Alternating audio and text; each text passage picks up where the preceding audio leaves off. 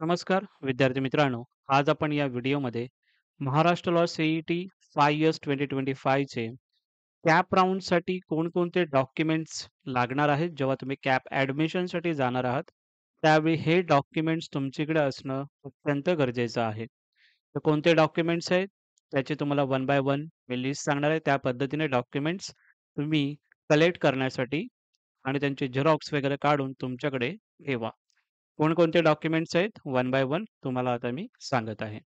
L-you-T criteria for admission आपण यामध्ये बघत आहोत. यामध्ये जर आपण बघितलं, ओपन ई-डब्ल्यू-एस ऑर्फन कॅन्डिडेट आहेत त्यांच्यासाठी मिनिमम 45% हे तुमचे 12th मध्ये तुम्हाला असले पाहिजेत. जे विद्यार्थ्यांनी 12th ची एक्झाम दिली असेल, अपिअरिंग म्हणून तुम्ही त्यामध्ये फॉर्ममध्ये फिलअप करून कॅप राउंडच्या फिलअप करून तुम्ही तुमचे पुढची जी प्रोसेस आहे चालू करू शकता. But at the time of admission तुमचा रिझल्ट हा लागला पाहिजे. ओके. त्यानंतर जर आपण बघितलं एस-सी, एस-टी स्टुडंट जे आहेत त्यांच्यासाठी 40% मार्क्स म्हणजे 40% तुम्हाला असले पाहिजेत. त्यानंतर व्ही-जे-एन-टी, एस-सी-बी-सी आणि ओ-बी-सी कॅटेगरी स्टुडंटसाठी 42% हे तुम्हाला 12वी मध्ये असले पाहिजे. हे जर तुमचे पर्सेंटेज असतील, then you can eligible for CAP round admission. Next जो पहिला जो डॉक्युमेंट आहे, आधार कार्ड पाहिजे तुमच्याकडे, पासपोर्ट साइज फोटो तुम्हाला काढून ठेवायचे आहेत. जर आपण फोटोग्राफ आणि सिग्नेचरची आपल्याला त्याची साईज बघायची आहे, तर फोटोग्राफ जो आहे, त्याचा जो साईज आहे 20 केबी टू 50 केबी पर्यंत पाहिजे आणि ते फॉर्मॅट जो आहे जी-पी-जी और जी-पी-ई-जी फॉर्मॅटमध्ये. सिग्नेचर जर आपण बघितलं, सिग्नेचरसाठी पण 10 केबी टू 20 केबी पर्यंत तुमचं सिग्नेचरची साईज असली पाहिजे आणि जे-पी-जी किंवा जे-पी-जी फॉर्मॅटमध्ये असलं पाहिजे.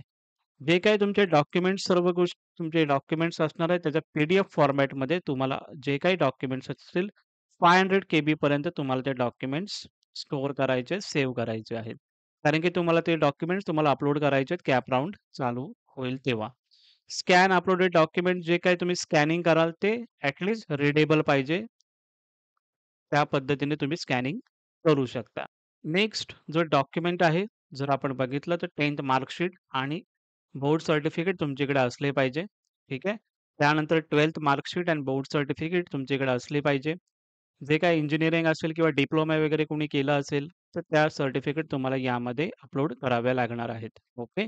त्यानंतर नेक्स्ट जो डॉक्युमेंट आहे कन्व्हर्जन सर्टिफिकेट. ज्यावेळी कॅप राउंड चालू होईल, त्यावेळी कन्व्हर्जन सर्टिफिकेट तुम्हाला डाउनलोड करायचे आहे. कशा पद्धतीने फिलअप करायचं आहे ते तुम्हाला सांगेनच मी. पण नॉर्मली अशा पद्धतीने कन्व्हर्जन सर्टिफिकेट असणार आहे. त्यानंतर नेक्स्ट जो तुमचा डॉक्युमेंट असणार आहे सी अलॉटमेंट लेटर म्हणजे ज्यावेळी तुम्हाला कॉलेज अलॉटमेंट होतील, त्यावेळी हा अशा पद्धतीने तुम्हाला डॉक्युमेंट दिसतो. त्याची पण जेव्हा प्रोसेस चालू होईल, त्यावेळी तुम्हाला मी सांगेन. नेक्स्ट जो तुमच्याकडे डॉक्युमेंट आत्ता तुमच्याकडे असले पाहिजेत आणि तुम्ही ठेवले पाहिजेत, जो तुम्ही सी-ई-टी ॲप्लिकेशन फॉर्म जो ऑनलाईन तुम्ही फिलअप केलेला आहे, तो फॉर्म तुमच्याकडे असणं गरजेचं आहे. ओके. जो काही तुम्ही फॉर्म फिलअप केलेला आहे, सी-ई-टी ॲप्लिकेशन फॉर्म, तो तुमच्याकडे असला पाहिजे. नेक्स्ट जो आहे सी-ई-टी हॉल तिकीट. हॉल तिकीटमध्ये जर बघितलं आपण तर हॉल तिकीट एवढं कंपल्सरी नाहीये. बट तुमच्याकडे असेल, चांगला आहे. खूप विद्यार्थ्यांचा सी-ई-टीचा हॉल तिकीट हा हरवलेला असतो, कधी मिसप्लेस झालेला असतो. So hall ticket is not mandatory but purely optional आहे तो. बट तुमच्याकडे असेल तर चांगली गोष्ट आहे. तो तुम्ही तुमच्याकडे ठेवा.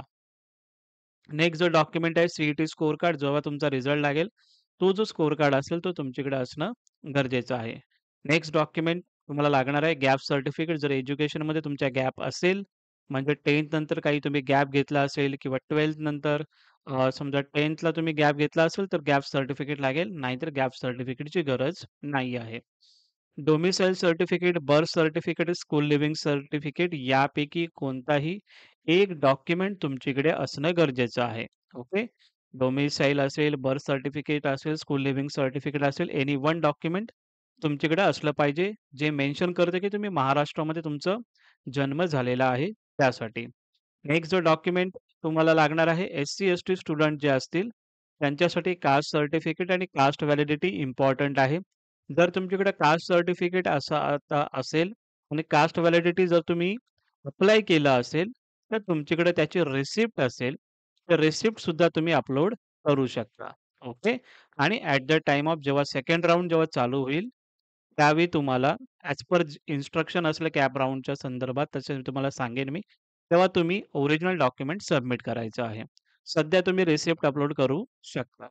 नेक्स्ट जे आहे डी-टी-व्हीचे, एन-टी, एन-टी-बी, एन-टी-सी आणि एन-टी-डी, ओ-बी-सी, एस-बी-सी हे जे स्टुडंट आहेत, त्यांच्यासाठी कास्ट सर्टिफिकेट आणि कास्ट व्हॅलिडिटी हे कास्ट सर्टिफिकेट असेल, ठीक आहे. व्हॅलिडिटीसाठी तुम्ही अप्लाय केला असेल, तर तुमच्याकडे रिसिप्ट असले पाहिजे आणि एन-सी-एल हे तुम्हाला लागणार आहे. Non criminal certificate up to 31 March 2026 याची डेट एंड जी डेट आहे, व्हॅलिड आहे, ते 31 मार्च 2026 पर्यंत.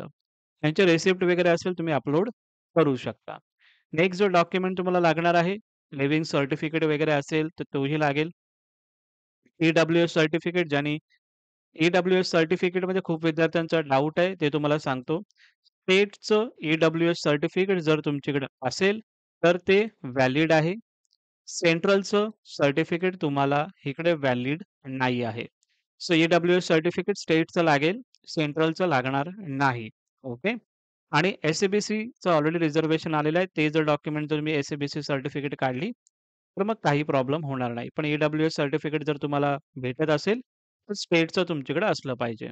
नेक्स्ट आहे डिफेन्स सर्टिफिकेट. जर डिफेन्समध्ये कुणाचे वडील समजा डिफेन्समध्ये असेल, तर ते सर्टिफिकेट वगैरे असेल, तर ते सुद्धा चालू शकतं. नेक्स्ट आहे पी-डब्ल्यू-डी मेडिकल सर्टिफिकेट आहे, म्हणजे domicile certificate of the candidate आहे. ते चालेल किंवा पी-डब्ल्यू-डी मेडिकल सर्टिफिकेट कुठून पाहिजे, तर civil surgeon of the district hospital approved by medical board all India institute established by central government. एक कॉम्पिटंट ऑथॉरिटी आहे. त्यामधून जर तुम्हाला सर्टिफिकेट भेटत असेल, तर ते तुम्हाला चालेल. नेक्स्ट आहे एक्स सर्व्हिसमॅनसाठी जो प्रोफॉर्मा आहे सी आणि जे काही तुमचे स्टेट ऑफ महाराष्ट्राचं डोमिसाईल वगैरे असेल फादर किंवा मदर यापैकी कोणीही जर ह्याच्यामध्ये असेल डिफेन्समध्ये तर त्यांचं एक डोमिसाईल लागेल किंवा प्रोफॉर्मा सी ज्यावेळी सी-ई-टी कॅप राउंड चालू होईल तेव्हा हा जो प्रोफॉर्मा सी आहे तो तुम्हाला मी फॉर्मॅट तो डायरेक्टली तुम्हाला Telegramला पाठवून देईल. Telegramची लिंक डिस्क्रिप्शन बॉक्समध्ये आहे. ती तुम्ही जॉइन करू शकता. नेक्स्ट जो डॉक्युमेंट आहे जम्मू काश्मीरचे मायग्रंट जे काही कॅन्डिडेट असतील, त्यांच्यासाठी प्रोफॉर्मा जी आहे, प्रोफॉर्मा के आणि प्रोफॉर्मा एल यापैकी कोणताही एक डॉक्युमेंट तुमच्याकडे असलं पाहिजे. त्याचा जो फॉर्मॅट आहे, तो सुद्धा कॅप राउंड चालू झाला का, तो तुम्हाला मी देईन. नेक्स्ट आहे जो डॉक्युमेंट्स मायनॉरिटी कॅन्डिडेटसाठी. मायनॉरिटी कॅन्डिडेटसाठी domicile certificate of the candidate belonging to the Maharashtra state. म्हणजे मायनॉरिटी जे कॅन्डिडेट आहेत त्यांच्यासाठी तुमचं जे डोमिसाईल आहे ते महाराष्ट्र स्टेटचं पाहिजे किंवा बर्थ सर्टिफिकेटवर तुमचं प्लेस ऑफ बर्थ हे मेन्शन असलं पाहिजे महाराष्ट्राचेच तुम्ही आहात का? किंवा यापैकी एक लिंग्विस्टिक आणि रिलिजियस मायनॉरिटीसाठी प्रोफॉर्मा ओ दिलेला आहे. प्रोफॉर्मा ओचा जो फॉर्मॅट आहे तो तुम्हाला मी Telegram चॅनलला कॅप राउंड चालू झालं की तुम्हाला तो पाठवेन. ओके. यापैकी कोणताही एक डॉक्युमेंट तुमच्याकडे असेल तर तुम्ही मायनॉरिटी कॅन्डिडेट्स मधून तुम्ही सीट अप्लाय करू शकता. ओके. सो हे सर्व डॉक्युमेंट्स आहेत. खूप विद्यार्थ्यांचे डाउट्स येत होते, की सर महाराष्ट्र सी-ई-टी 5 इयर्ससाठी कोणकोणते डॉक्युमेंट्स रिक्वायरमेंट आहेत? त्याची एक व्हिडिओ बनवा. त्यासाठी हा व्हिडिओ बनवलेला आहे.